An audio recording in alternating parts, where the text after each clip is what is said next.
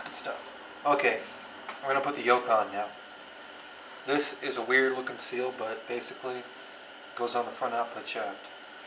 Slide it down like this, and that's going to have some play and wiggle in it. That's okay. Get it on there to the very end. You'll take this the teeth on this and line it up with the valleys on the splines where it's grooved. Alright. Help it seal a little better, I like to use a little black RTV. Doesn't take a whole lot, just kind of go around there. Just helps make sure everything seals nice. And remember, no leaks. It's the whole point of tearing this thing down, was to replace all the seals so we got no leaks. Okay. Looks good. Splines are still lined up. Now, Loctite. Drop on these threads. It's more than a little, but it'll be okay. Now, take your yoke, slide it down, it'll engage, you press it into that seal. Bam! You hear that snap, you know it's sealed. Take your nut, get it started. Alright, I've got the transfer case in 4 low.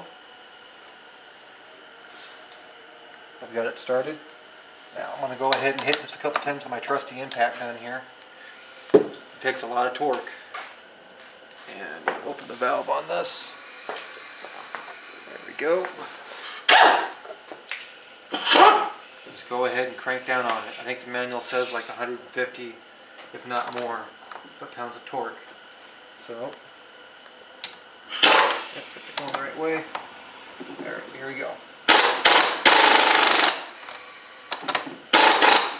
Okay, I got it on there good and started. Now I'm going to finish tightening up this the rest of the way, and we'll show you how to put the speedometer in next after that, and then button up the case. Okay, Speedo, not the one you wear over your junk. For this guy, really easy to put in. This is the Speedo right here. It's electronic. This gear splines in the worm gear down inside there. Alignment is kind of important, but okay, it's important. Just go take my word for it. Now slide it in there. Lines up right about there. And it slides right in. There are slots cut in it all the way around. Here's your bolt. This piece goes right there, and this piece goes right here.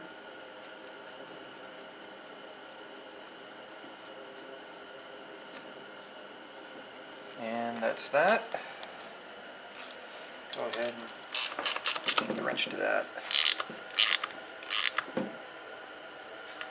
Okay, pretty much we have 2 things left. We're going to put the main case bolts in now, front half to rear half bolts in, and you have to keep in mind that there are 2 separate bolts from the rest of them that look a little bit different.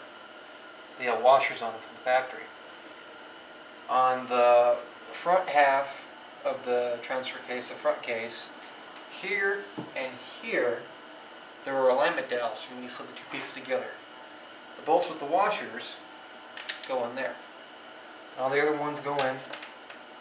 And I will Loctite these. You want to torque them down to 30 foot-pounds.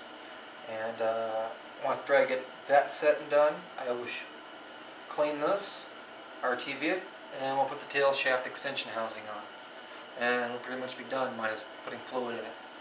So, let me get that done, and then I'll show you part up here, and then that's it.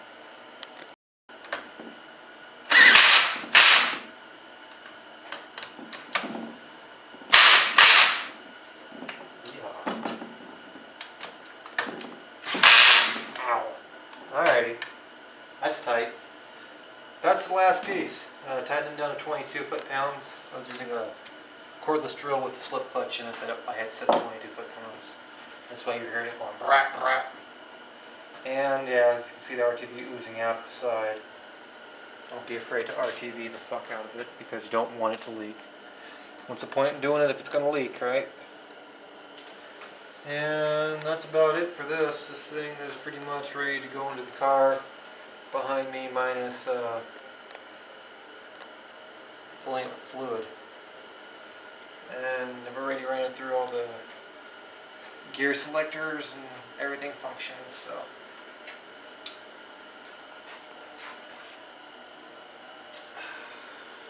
Maybe take a picture or so, I don't know. That's it. That's an NP231J transfer case. Lordy. What we did, we replaced all outer seals, replaced all the seals on the shifter, bushing in seal, new RTV in the case so the main halves of the case won't leak, and the tail shaft and tail shaft housing extension, everything was cleaned, the oil pump was cleaned out, oil pickup screen was cleaned out. Bearings were thoroughly clean. They were still good. I mean, the only reason I tore into this thing so deep was to stop it from leaking, because when I got the car, it was just piss and fluid everywhere.